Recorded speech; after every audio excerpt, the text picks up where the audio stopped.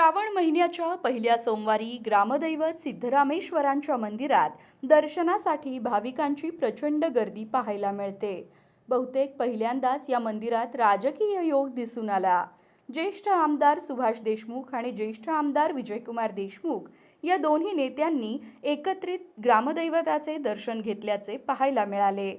यावेळी दोन्ही देशमुख यांचे समर्थक, कार्यकर्ते आणि नगरसेवकांमध्ये उपमहापौर ज्ञानेश्वरी देवकर, सोमनाथ केंगनाळकर, माजी सभागृह नेते तथा नगरसेवक शिवानंद पाटील, विधी सभापती सत्यजित वाघमोडे यांच्यासह इतर कार्यकर्ते उपस्थित होते।